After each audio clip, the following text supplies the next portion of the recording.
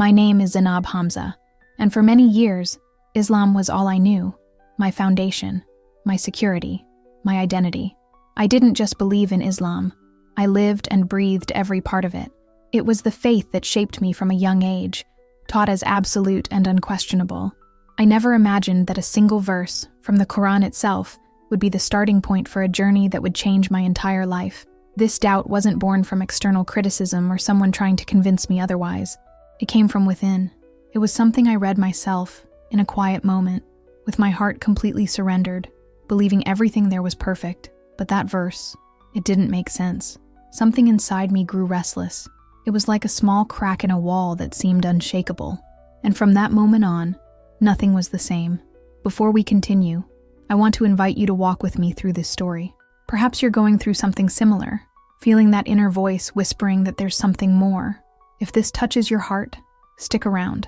This journey isn't easy, but I promise, there's hope at the end. I grew up in a deeply Muslim household. Faith wasn't just part of our daily lives. It defined who we were. From childhood, my days were marked by prayer. 5 times a day I would spread out my mat, bow my forehead to the ground, and repeat the words I was taught as sacred. I learned to fast during Ramadan at a young age, memorized surahs with dedication, and wore the hijab with pride, believing I was part of something eternal and righteous. I fondly remember my mother sitting with me, teaching me to recite Surah Al-Fatiha with tenderness in her voice. My father, a silent and devout man, always led us in prayer. He would wake before sunrise to pray, even after an exhausting day at work. Our home was filled with visible signs of faith. Calligraphed verses on the walls, the sound of the adhan echoing from the living room speaker, and a prayer rug always at hand. Islam was the center of everything, and for a long time, that was enough for me. I found comfort in that routine, a sense of security in following every rule, in being part of a community that shared the same beliefs. There was never room for questioning.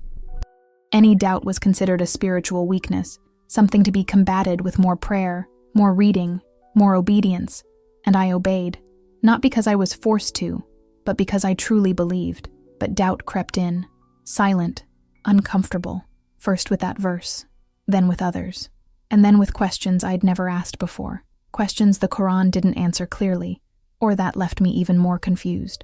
I began to see contradictions, to feel a void where there had once been certainty. I fought against it with all my might. I cried, I prayed, I asked Allah to strengthen me, but the silence only grew. It was in this moment of fragility that I encountered something unexpected. Jesus, not through a debate, but through a personal, intimate, real encounter. The way he spoke to my heart was unlike anything I had ever experienced. It was as if he were truly seeing me, loving me in a way that didn't demand perfection, just surrender. For the first time, I wasn't afraid to question. I felt peace, and so my journey of faith began anew, not as a rebellion, but as a sincere search for truth. Today, I follow Christ with the same sincere heart that once served in Islam, but now with freedom, grace, and love I've never known before. And if you too feel like there's something missing, know that you're not alone. Truth is not afraid of questions. My mother was the beating heart of our home. Everything around her overflowed with faith and care. She didn't just follow Islam, she lived it in every gesture. She prepared our meals with great care, always ensuring they were halal. She sewed modest dresses for my sisters and me with her own hands, and taught us day after day the value of generosity. It was common to see her setting aside food for neighbors in need, even when we ourselves didn't have much. I remember the nights she would tell us stories of the Prophet Muhammad. She spoke so fondly of his compassion for orphans, enemies, the weakest.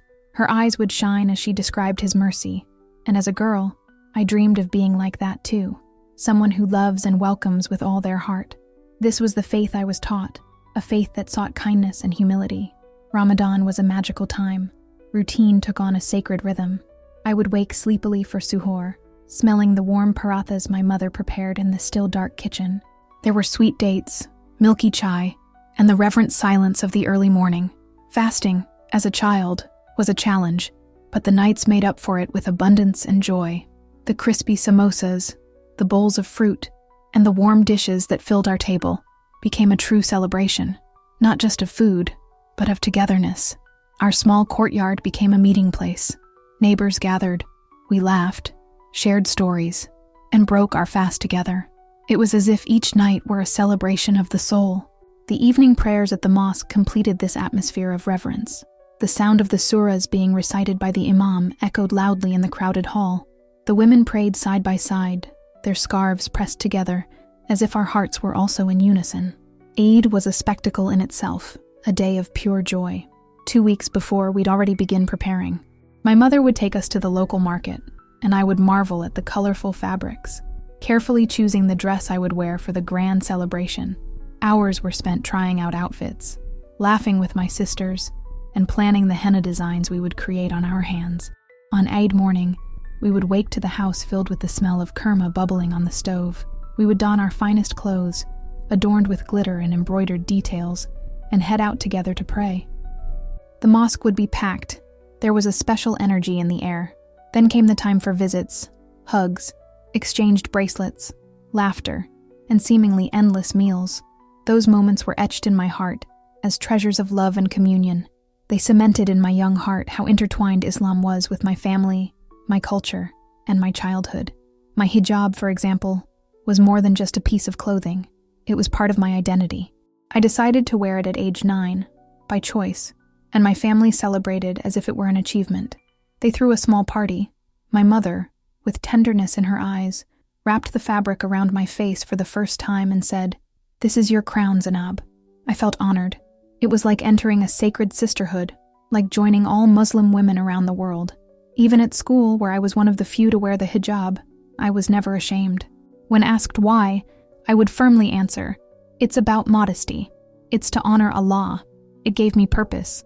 It was a visible mark of the faith I carried within. Another vivid childhood memory was gatherings with my cousins at our uncle's house, a High who had studied theology in Medina. He would turn the living room into a makeshift classroom. We would compete to see who could recite Surah Al-Rahman or Yasin most perfectly. He would listen attentively, gently correct our pronunciation, and at the end, reward us with dates or stories of the Prophet. I remember one in which the Prophet forgave someone who had spat on him. That struck me deeply. How could someone have so much patience, so much mercy? These stories filled me with pride for following a faith so rich in compassion. Those sacred nights filled my heart with a warmth indescribable.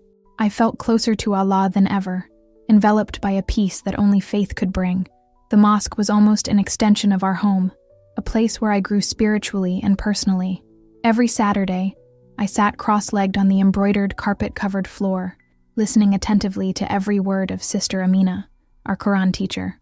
She taught us not only how to recite, but how to understand what we were saying. Her stories about the Prophet's wives fascinated me. Khadijah's courage, Aisha's wisdom, women who made me believe that Islam was empowering, that there was strength and dignity in being a Muslim woman. It was inspiring. Fridays held a special place in my heart. The Imam's sermons were like compasses pointing the way amidst the world's confusion. I vividly remember a sermon on Judgment Day.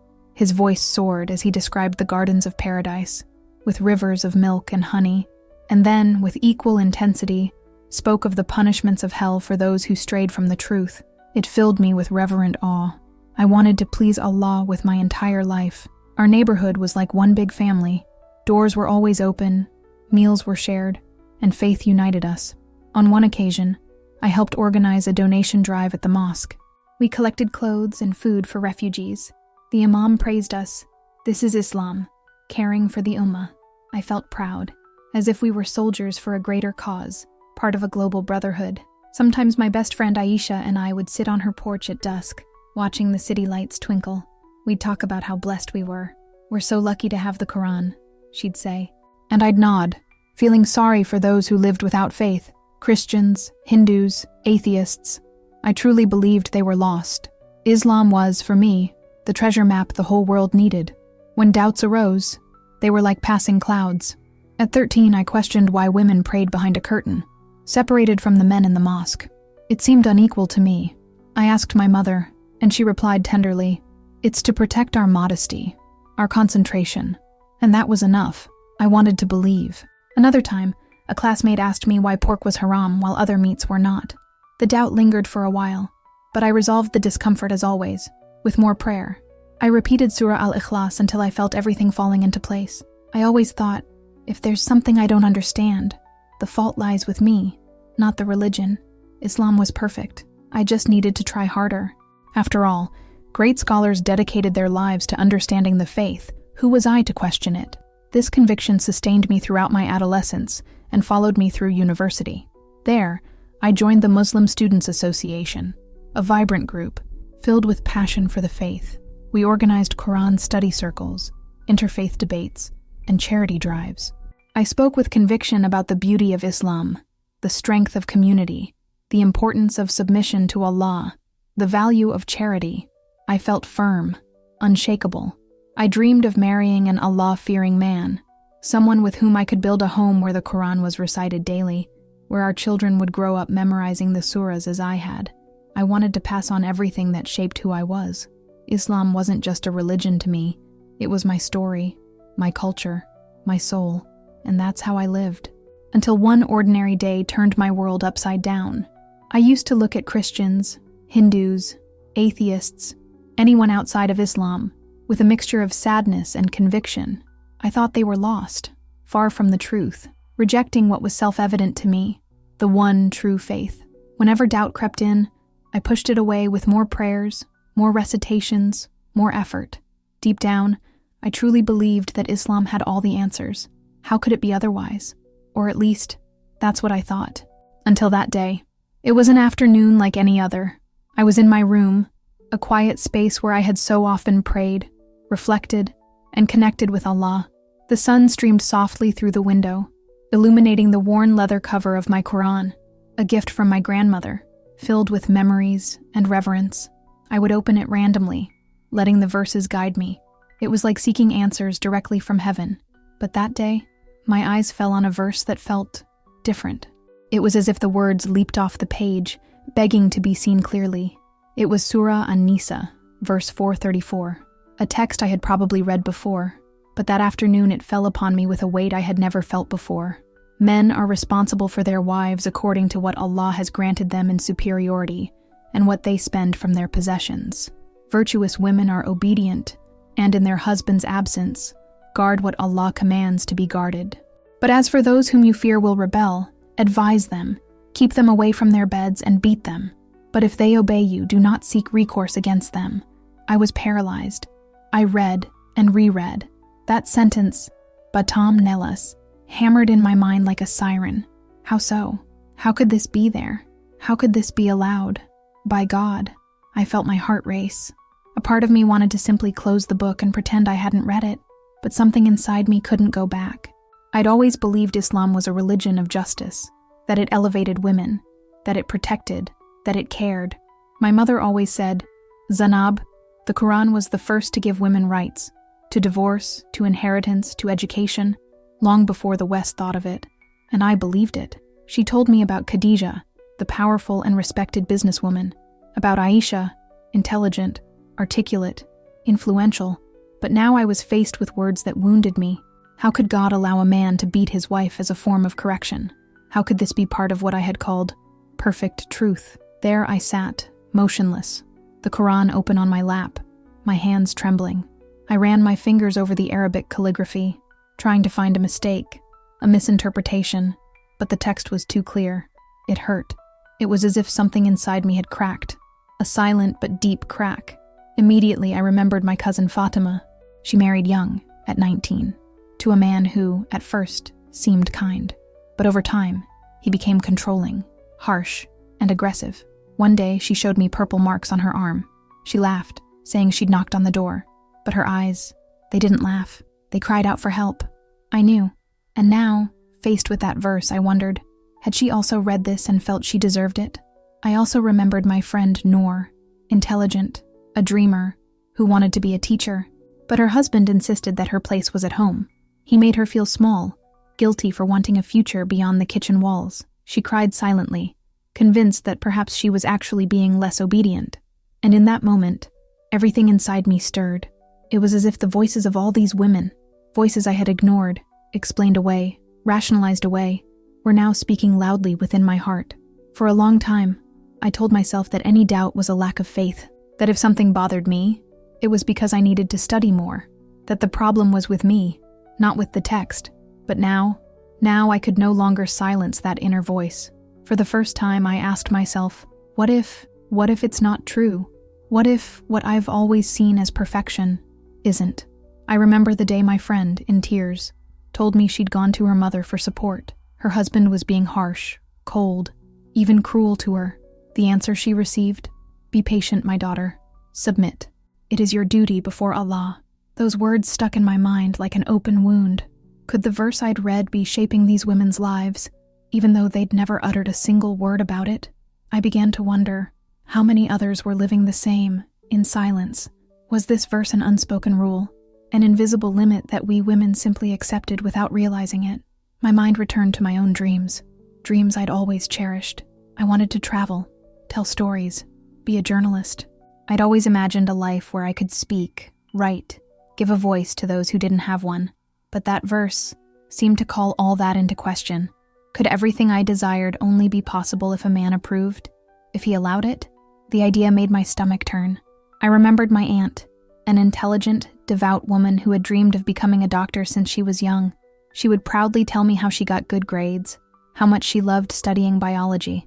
But one day, everything stopped. Her husband decided it was time to have children, and she, like so many, simply gave up. She never complained. I never said I was unhappy. But when she spoke of her youth, her eyes grew distant, filled with a silence that screamed louder than any lament. For the first time, I began to see a pattern, and the question that nagged at me was all of this being justified by this one verse? I tried to calm myself. Maybe I was overreacting. Maybe it was just a bad translation. I picked up my Qur'an.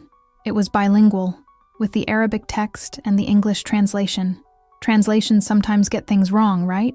Maybe there was a deeper meaning, something I wasn't understanding, something the scholars knew but hadn't yet been revealed to me. I opened my laptop. My fingers were shaking. I searched. Tafsir Surah An-Nisa 434. I read for hours, trying to find peace. I started with the classical scholars, names I've always respected. Ibn Kathir, Al-Tabari. They said that striking meant a light, symbolic blow after counsel and separation, something not intended to hurt. Then came the modern interpreters, trying to soften the tone even further, saying it was like a touch with a miswak, a thin wooden stick used to clean one's teeth, only symbolic, only as a last resort. Others, however, were more direct. They said that men were the leaders of the household and needed authority to maintain order. After all, they were the breadwinners. This argument struck me as cold, as if money gave men the right to rule with their own hands. The more I read, the more my heart broke. No explanation could heal the hole that had opened up inside me. None could lift the weight of those words. I had grown up hearing that Islam liberated women, that it gave us dignity before any other civilization. And indeed, there are parts of the Qur'an that speak of mercy, of respect. But that verse painted a different picture for me, one where women had to be silent, bow down, accept, or suffer the consequences. I spent the entire night unable to sleep. I logged onto online forums, seeking solace, trying to understand if I was the only one feeling this way. I found discussions among Muslim women. Some defended the verse, saying it was part of 7th century culture, a different time, with different customs. Others were as lost as I was. A message hit me like an arrow.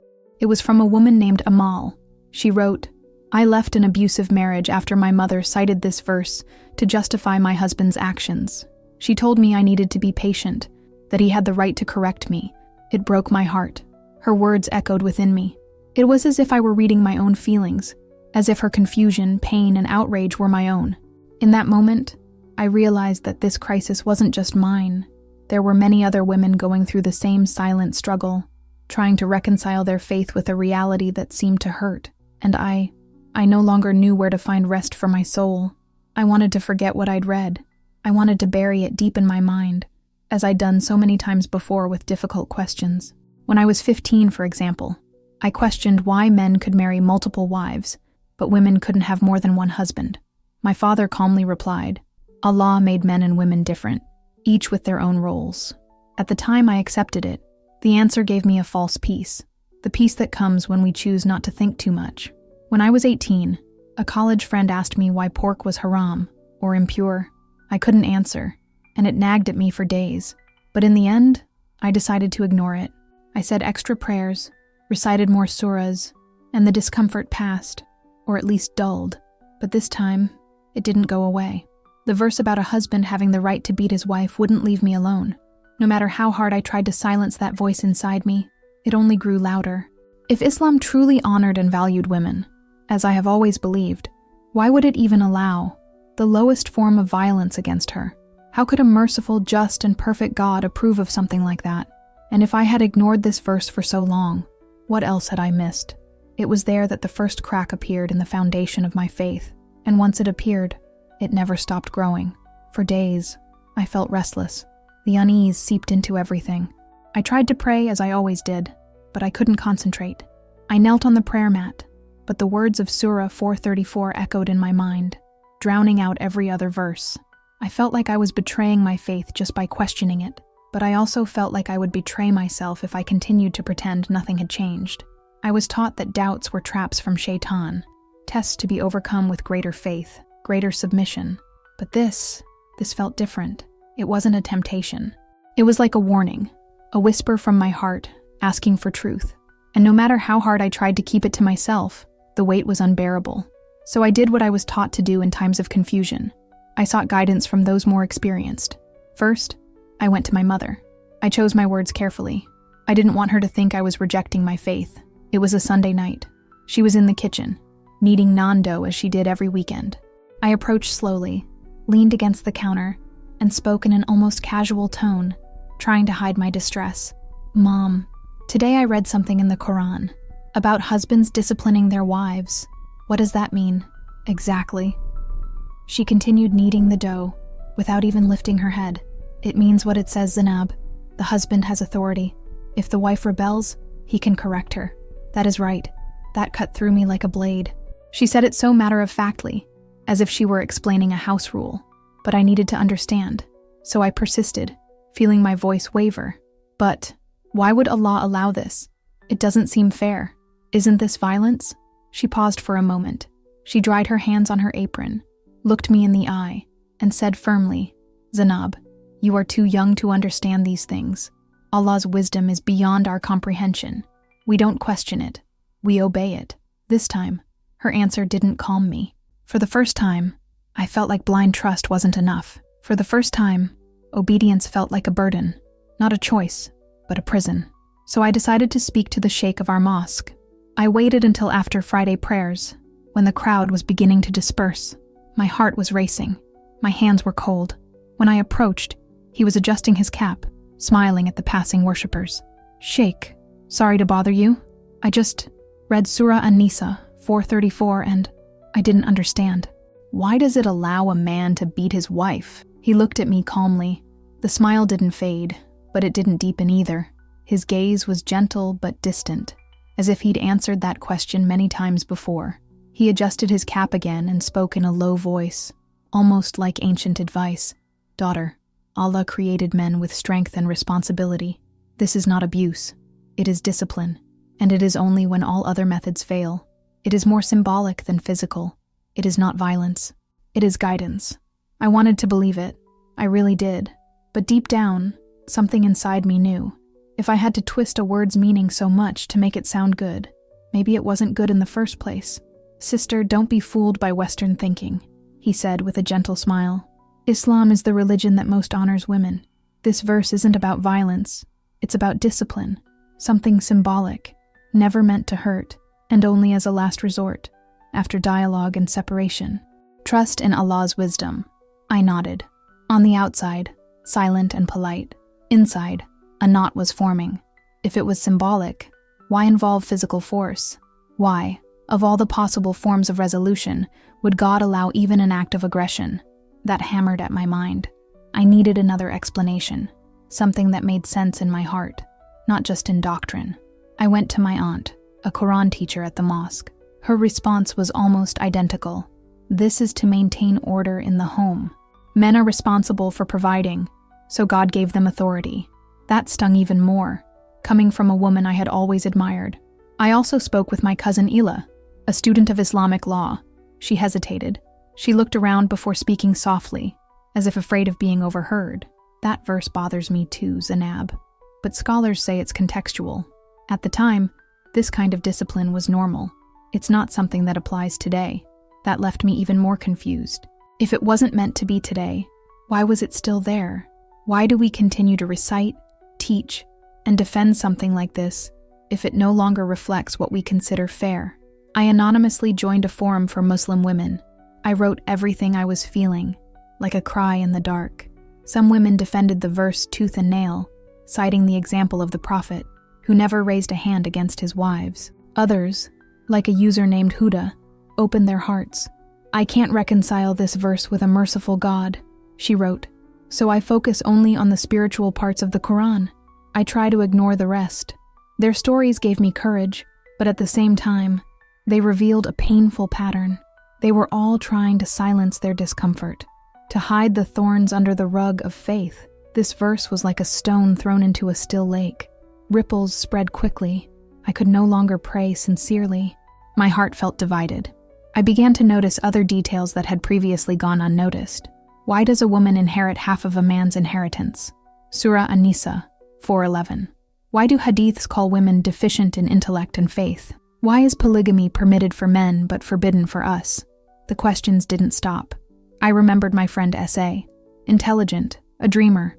She wanted to be a doctor, but at 22 she was pressured into an arranged marriage. Her husband decided to move to another country, and she, against her will, left everything to follow him. She never spoke bitterly, but her eyes said what words couldn't. Was this what Islam had in store for us? One sultry night, I sat on the terrace of my friend Aisha's house. The city lights twinkled below like constellations. The silence between us was comfortable, but I couldn't keep it all bottled up inside any longer. "Aisha, something's been bothering me for days," I confessed. "About the Qur'an, that verse, you know? The one about husbands disciplining their wives. I can't accept it." She gripped my hand tightly, her eyes wide. "Zanab, please, don't be deceived by shaitan. These doubts are dangerous. Focus on what is good. Prayer, charity, brotherhood. Don't stray."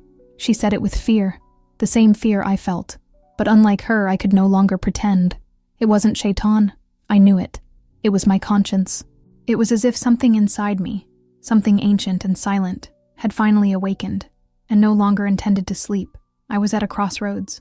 I could ignore all of this, numb myself with blind obedience, and continue living as before. Or I could follow the questions, even without knowing where they would lead, even if it hurt, even if it cost everything. I kept asking. I kept searching. I hoped someone, anyone, would say something that would finally ease the weight on my chest. But the answers always came with the same tone. "You don't have enough knowledge. Trust in Allah. Don't question too much. These doubts come from shaitan. You are thinking like a Westerner." But none of these phrases silenced what I felt, because deep down, I knew. It wasn't rebellion. It wasn't pride. It wasn't the devil. It was the truth, knocking on the door. And I couldn't ignore it anymore. Once that first doubt arose, there was no way to ignore it. It was like a crack in a glass, small at first, but over time, it began to spread throughout the fabric of my faith. The verse that shook me wasn't an isolated event. It was just the beginning of a silent avalanche I hadn't even realized had been building for years. Before, when I opened the Qur'an, it was like seeking shelter. I sought comfort, answers, peace. But now, every page felt like a trap. I found myself hesitating before reading, as if expecting to find yet another verse that would dismantle everything I believed in. That solid, unquestionable faith that had guided me since childhood now seemed fragile, like a castle built on sand. And then the questions started coming, not one or two, but a torrent. It was as if everything I'd locked away, afraid of sinning by questioning, began to escape. I could no longer pretend everything was okay. If that verse about women seemed so unfair, what else had I accepted without realizing it was hurting my conscience? I began rereading the Qur'an with new eyes. For the first time, it wasn't with my heart closed in blind reverence, but with a thirst for truth, real truth, not just what I'd been taught as truth. I found beautiful verses about mercy and compassion, like those describing Allah as the most merciful, the most compassionate. But alongside them, I found orders of punishment that seemed brutal: flogging for adultery, amputation for theft, how to reconcile mercy with such harsh punishments. I remembered Uncle Rahim, our neighbor, who had been arrested for stealing food while unemployed. When he was released, no one wanted to hear about his pain, the regret he carried. The community distanced itself, citing what they called Allah's justice. But that didn't seem fair to me. It seemed cold, a complete lack of compassion. And it didn't stop there. I started reading the hadith, and one of them hit me hard. The one that said a woman's testimony was worth half that of a man's because she was intellectually inferior. That hurt. I'd always been studious, one of the top students in school, dreaming of being a journalist, of giving a voice to those who didn't have one. How could my faith look at me and say my word was worth less just because I was a woman? I remembered my cousin Ila, a brilliant law student, being demoted by a professor who said women are too emotional for important decisions. Could this kind of thinking stem from these ancient teachings? Over time, my mind wandered even further. I began to wonder, what if the Qur'an isn't really as we're told? Why are there different versions of the recitation? Why did some ancient manuscripts have variations? Why did copies need to be burned to standardize an official version? If it was a divine revelation, why did it seem so human, so prone to errors, edits, adjustments? This search for answers became an obsession. I wanted to understand. I wanted to cling to some explanation that would bring me peace again. But the deeper I dug, the further away from peace I became. And deep down, a question began to form. Silent, frightening. What if I had been following something that wasn't from God? The idea that human hands could have shaped what I had always believed to be a perfect book began to disturb me deeply. I remembered my uncle, a man of firm faith, who always told me not to question too much because it only brought fitna, discord, to the community. But I could no longer close my eyes to the cracks that were beginning to appear in what I had thought was unshakable. A defining moment was a lecture I attended at university, given by a Muslim scholar named Dr. Khaled, who spoke about the challenges of Islam in modern times. When he opened the floor for questions, I summoned the courage to ask, almost fearing the answer, about the verse from Surah An-Nisa 4:34. How could that possibly fit into a world that preaches equality between men and women? He adjusted his glasses, looked at me kindly and replied, "This verse reflects the social context of the time it was revealed. Men were the providers, so they had authority. Today, we interpret it symbolically." The answer was polite, but it didn't satisfy me. If the Qur'an is eternal, why did so many decisions seem so tied to a distant era? And how could symbolic still include physical discipline? While the audience seemed calm and even in agreement, I felt more isolated than ever. I began seeking out other voices, delving into books written by Muslim feminists like Fatima Mernissi. She challenged the idea that the Quran was a revelation without room for interpretation, showing how patriarchal interpretations distort the true message. Her book, The Veil and the Male Elite, made me think that perhaps the Quran I knew was a product of its time and the men who interpreted it. To better understand, I participated in online Muslim women's forums, where I anonymously posted my questions. There, I encountered other voices similar to mine. Zanab, a woman in London, wrote, "I can't accept that Allah allows even light beating of women. It seems wrong." On the other hand, people like Fadima from Dubai defended the verse, saying, "You're letting Western feminism cloud your faith. Trust the scholars." The debates were intense, but it gave me a sense that I wasn't alone. One evening over tea, I confided in my older sister, Amina, my lifelong confidant, the one who could always calm me down. I expected her to be shocked by my doubts, but she took a sip of tea and said calmly, "Zanab, these verses have always been there. Most of us just don't stop to think about them." She explained to me that, for her, the most important things were the spiritual practices of Islam: prayer, charity, Jannah's hope, paradise. Not everything needed to be taken literally, she said. It was enough to trust in Allah, but for me, trust was no longer enough.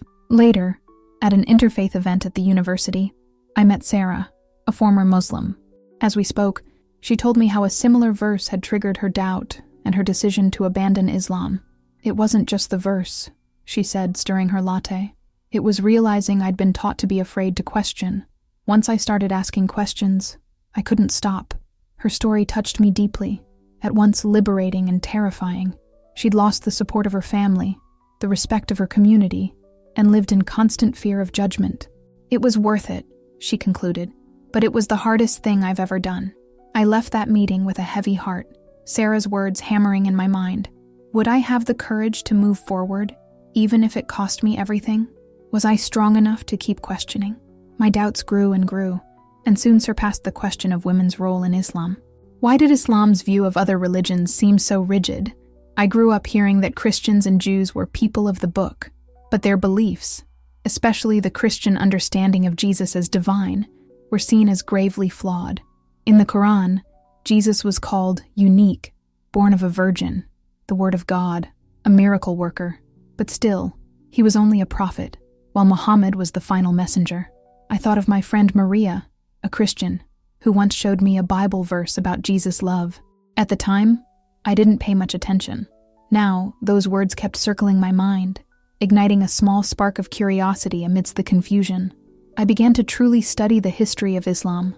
I immersed myself in books like The History of the Quranic Text by Muhammad Mustafa al-Azami, and I discovered all that oral transmission of the Quran, the debates over its compilation, the destruction of alternative versions, things that were never discussed in my house or in the mosque, as if they were taboo.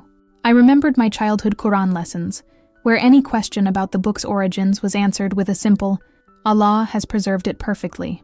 But the more I learned, the more the Quran seemed to me to be a human book, written and shaped by historical and cultural context, rather than a flawless divine word. The weight of it all crushed me. I felt divided, betraying my family, my community, and even myself. In the silence of the nights, as I lay staring at the ceiling, the verses of that surah echoed inside my head. I tried to pray, but the words felt empty. My heart was a constant battle between fear and a desperate hunger for real answers. If that verse bothered me so much, what else had I missed? Who really wrote the Quran? Was it truly the direct word of God, or a text that men, with all their limitations, constructed over time? The more I searched, the more contradictions emerged.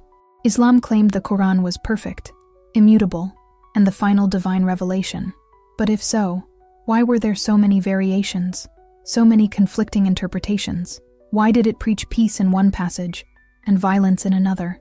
Why did it claim to respect women while simultaneously authorizing their submission?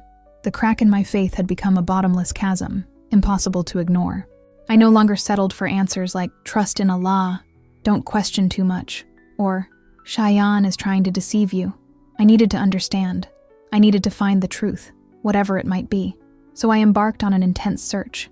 I spent hours in the university library, surrounded by stacks of books on Islamic theology, history, feminist studies, and criticism. I pored over academic articles and watched debates on YouTube, searching for something that might restore my faith or at least clarify my doubts. One of the first things I did was immerse myself in classical and modern Islamic studies. I read ancient commentators like Al-Tabari and reformers like Muhammad Abduh, hoping to find some way to reconcile that surah with all the justice of God in which I wanted to believe. Some argued that the verse reflected a distant era when physical discipline was culturally accepted and should be interpreted differently today. Others insisted that the literal meaning was sacred, an essential structure for maintaining family harmony. I once attended a lecture at a mosque near my home with a visiting scholar named Sheikh Omar, who discussed frequently misunderstood verses. When I raised the issue of Surah Nisa, he replied with a calm smile, "The verses of mercy instruct men to treat their wives with kindness, not violence." He highlighted the example of the Prophet Muhammad, who never raised a hand against his wives. His words were intended to calm hearts, but they didn't quell the restlessness within me. Why, after all, was this correction necessary? Why did the Quran seem to portray women as someone who needed to be guided by men? I looked for other voices and found Amina Wad, who wrote Quran and Woman. She argued that patriarchal interpretation had distorted the Quran's original message, calling for a reading that valued gender equality. Her words touched me deeply, but they also opened another wound. If the Quran were truly divine, why would it need to be reinterpreted to fit the values of our time? To better understand, I participated in an online book club dedicated to Wad's work, where Muslim women from around the world shared their stories and pain. One of them, from Canada, said something that stuck with me. I remain Muslim, but I focus on the spiritual essence of the Quran: mercy, justice, and love. The patriarchal verses, I'll leave them for history. It was a tempting proposition, but I wondered, Can I really believe in a faith that I need to shape to make sense to me? My search took me beyond the walls of Islam. I began attending interfaith events at university, hungry for other perspectives. That's how I met Rachel, a Jewish woman studying theology. Over tea, she shared her own journey, struggling with patriarchal passages in the Torah that diminished the role of women. Faith, she said, is not accepting everything without question. Faith is facing hardship and finding true meaning. Her words were a relief, a permission to embrace my doubts, but they also brought fear. What if my search alienated me from Islam forever? During one of these online forays, I connected with Ahmed, a former Muslim, through an online group. We arranged to meet in a quiet cafe. He shared how his doubts began with passages about harsh punishments, but grew into skepticism toward all organized religion. Leaving was like taking off a heavy coat, he said, but it cost me my family. They haven't spoken to me in years. His account was a brutal shock, a stark reminder of the price I could pay.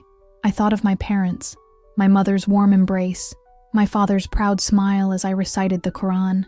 Would I have the strength to face this? Ahmed's courage inspired me, but the loneliness he carried haunted me. I also began exploring Christianity, inspired by the unique portrayal of Jesus in the Qur'an. Why was he called the Word of God, born of a virgin, worker of miracles? No other prophet shared such unique titles. I remembered Mary, my Christian classmate, who once gave me a small Bible during a school project. I'd kept it intact, but only now have I allowed myself to leaf through its pages until I reached the Gospel of John. The words in the beginning were the Word, and the Word was with God, and the Word was God. John 1:1 took me by surprise. Was Jesus more than just a prophet? This question stayed with me, and soon I began watching videos of Christian apologists like Nibal Qureshi, a former Muslim who passionately recounted the historical evidence for Jesus' divinity, from ancient manuscripts to eyewitness accounts. His story seemed to echo mine, and his fervor for the truth kept me steadfast in my search. It was then that I attended a lecture by historian Dr. Layla, who spoke about women in religious texts. She compared the Qur'an, the Bible, and the Torah, explaining how all these books were written in patriarchal societies and bear the marks of these ancient cultures. She asked me, "Are you seeking God through the eyes of ancient culture, or are you seeking a truth that transcends time?" These words stayed with me, challenging me to separate the divine essence from human interpretations. After the talk, I ran into her in the hallway, and with a heavy heart, shared my struggle with Surah Nisa. She listened to me with rare kindness and said, "Your doubts are a gift. They push you to find what is truly true for you." This encouragement was like a lifeline, but it also heightened my fear. What if my truth wasn't within Islam? My quest wasn't just intellectual, it was deeply personal. I began to see, in my everyday life, how the rules of Islam affected the women I loved. My cousin Samira, a talented artist, was advised by her fiancé to stop painting portraits, because some scholars said it was haram. She stopped, but I felt her light slowly dim.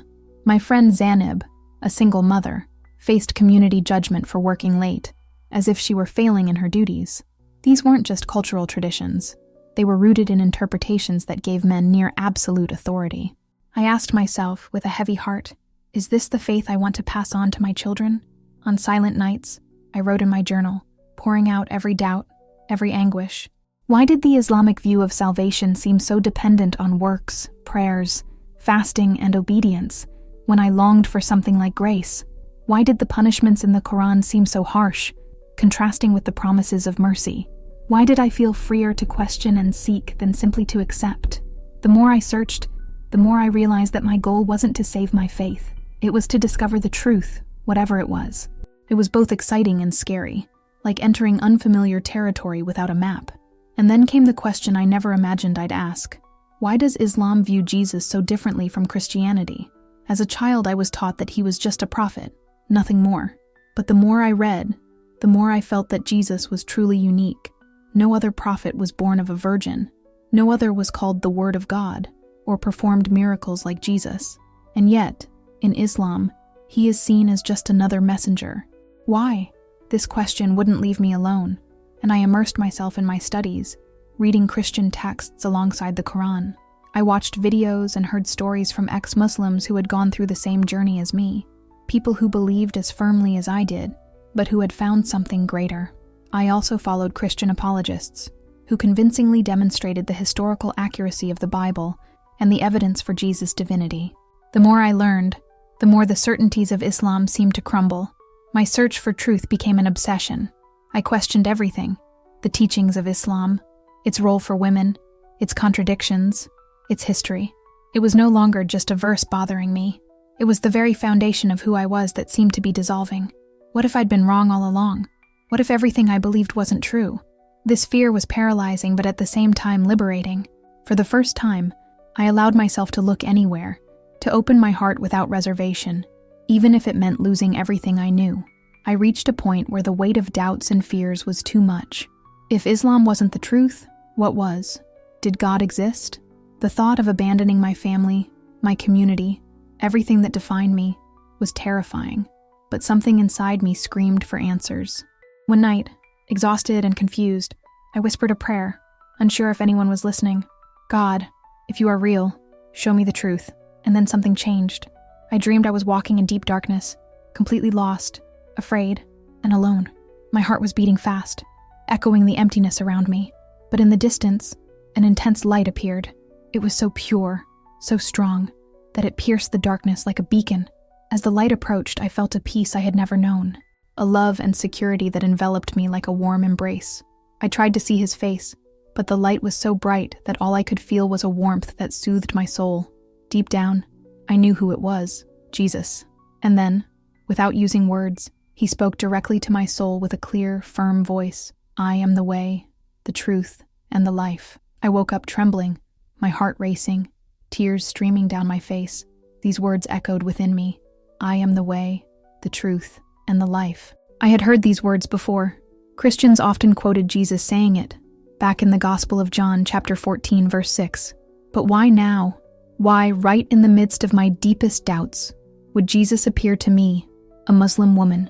I sat in bed that night, the room plunged into darkness, but my heart seemed to glow with a new light, perhaps hope, or perhaps the beginnings of certainty. The dream was so real that it seemed more than just a fleeting image. It was an encounter that changed everything within me. From that moment on, I could no longer deny what was happening.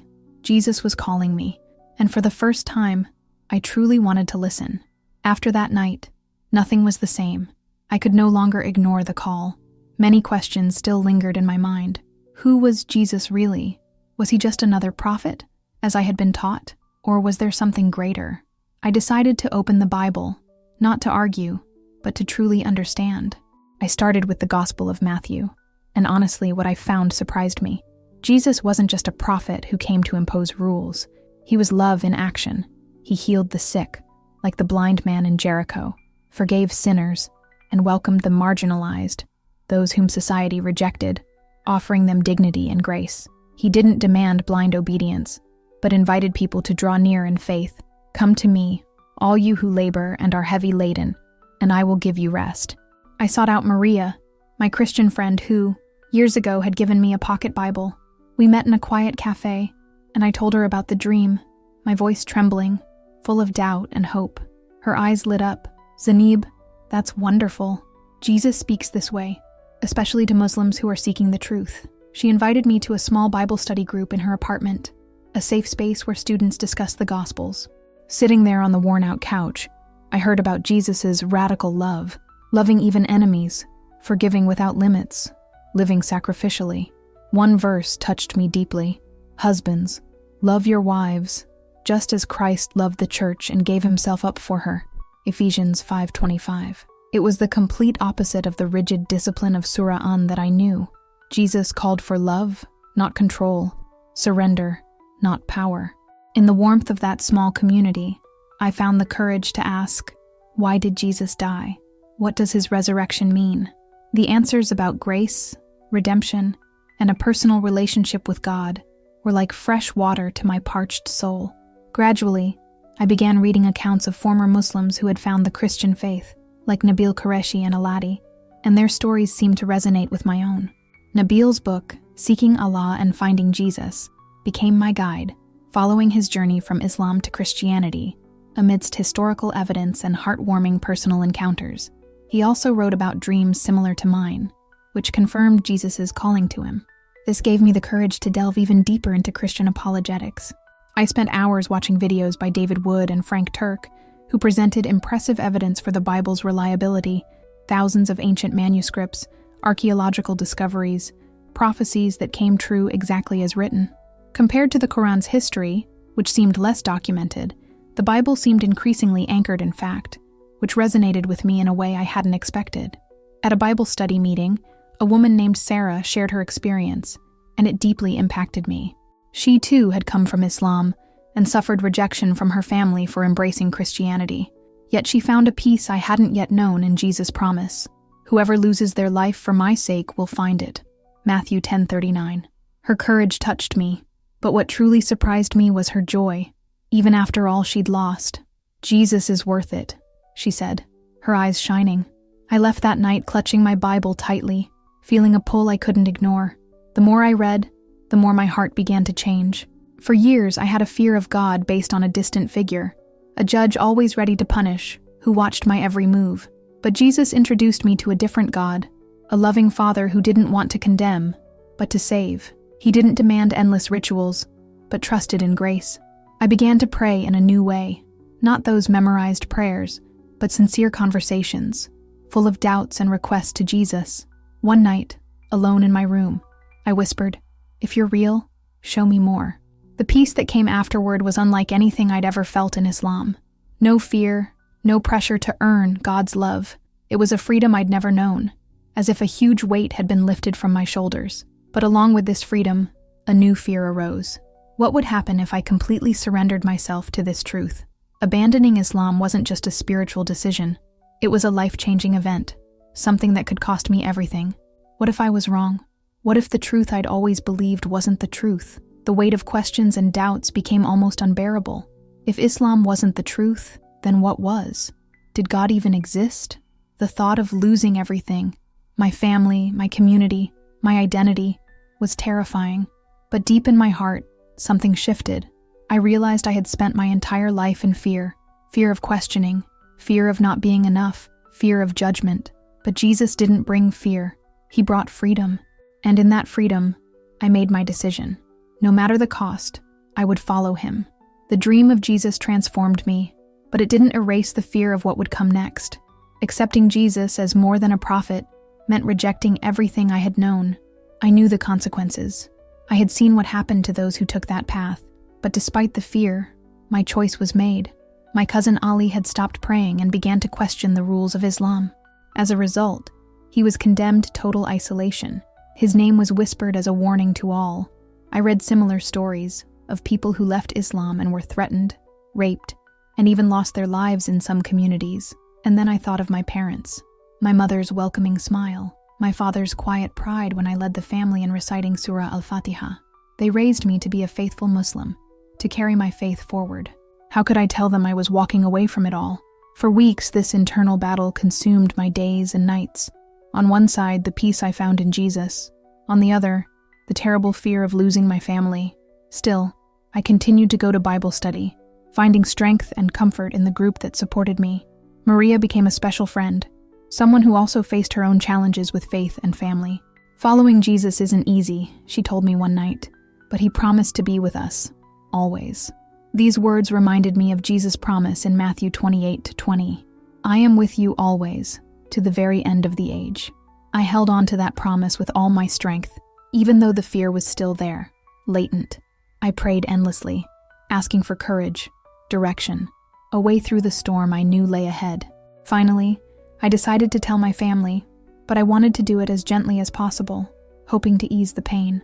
I chose a quiet Saturday night when we were all home. The smell of my mother's biryani filled the air, and my heart pounded as I called them into the living room.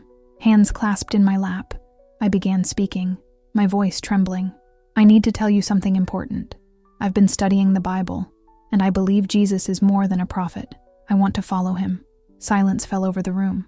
My mother's eyes widened, and soon filled with tears. Zanab, what are you saying?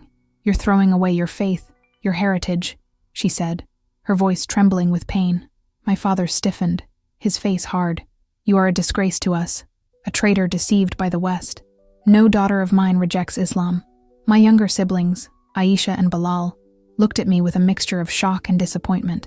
What followed was an argument too painful to describe. My mother cried, holding my hands, and begged me to back down. Think about your future. Think about your children. How can you abandon Allah? My father accused me of being brainwashed, speaking of Western propaganda and the Christian enemy. Aisha, who had always been my ally, simply fell silent, a silence that hurt more than words. Bilal, then 16, whispered, "How could you do this to us?" I tried to explain the dream, the peace I felt, the truth I found, but my words seemed to fall on deaf ears. The weight of rejection cut me deeply, and I left the room in tears, locking myself in my room to cry and pray, asking Jesus for the strength to endure it all. The consequences were not long in coming. They were harsh and swift. My parents barely spoke to me. Disappointment was evident in every look.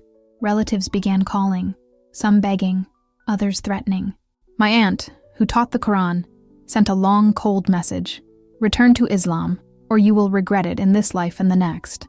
My uncle called me in for a stern talk, saying I was bringing shame on the family. Friends like Aisha began to distance themselves, whispering that I had been corrupted.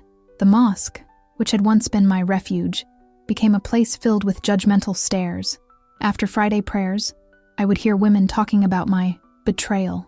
It was as if I had become an outcast, cut off from the community that had always been my world. A month later, I left my parents' house and rented a small apartment near the university, using the savings from my part-time job.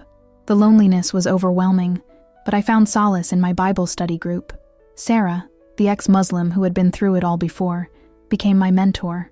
She told me how she rebuilt her life after losing her family. "It hurt so much," she once said, "but Jesus is enough. He is your family now." Those words have stayed with me, reminding me of Psalm 27:10. "Though my father and my mother forsake me, the Lord will take me up." I started attending a small church where I was welcomed with such warmth that I felt welcomed for the first time in a long time. Pastor James, a calm and gentle man, met with me every week to answer my questions and pray for my family. The services, with their gratitude-filled chants and messages of love, filled my heart with a joy I had never experienced in Islam. But the pain of being separated from my family wouldn't go away. I tried calling my mother, seeking reconciliation, but she would hang up with tears in her voice. My father sent a short, cruel message: "You are dead to us, unless you return to Islam." I cried for days. Yet, in those dark moments, I felt Jesus' presence, whether in a verse that touched my soul, in a friend's embrace, or in that quiet peace that soothed my heart. I realized I had spent my entire life in fear of questioning, fear of failing, fear of not being good enough for God. But Jesus brought something else: freedom, without fear, a love that doesn't demand perfection. He offered me grace, a gift I could never earn, but which I could always accept. I began sharing my story anonymously on forums for ex-Muslims and people seeking answers. The messages I received were a flood of hope. People from Pakistan to Canada shared their doubts and dreams. Fatima, one woman, wrote, "Your story gives me the courage to seek my own answers." Another, a teenager named Ali, confessed, "I also dreamed about Jesus, but I'm afraid. How can you keep going?" I realized my journey wasn't just mine. It could be a beacon for those like me, seeking truth at any cost. If you're wondering right now, I want you to know, you're not alone. I know how scary it is to doubt everything we believe, but truth is not afraid to be questioned. It does not demand blind obedience. It invites us to seek, to ask, to knock. And Jesus promised, "Ask, and it will be given to you. Seek, and you will find." Matthew 7:7. I never imagined I would leave Islam. I never imagined I would be here, sharing my story with you. But when I asked God to show me the truth, He did. He led me to Jesus, the only one who could fill the void in my heart, the only peace I truly needed. If you're seeking, don't stop. Read the Bible. Start with the Gospels. Study the evidence, historical, archaeological, personal. Ask the hard questions. And above all, pray. Ask God to show you the truth, and I promise, He will. If this story touched you, subscribe to the channel so you don't miss any life-changing testimonies. Like this video, share it with someone who needs to hear it, and leave a comment saying, "I subscribe," so I can personally welcome you to our community. You are not alone. Keep searching. The truth will set you free.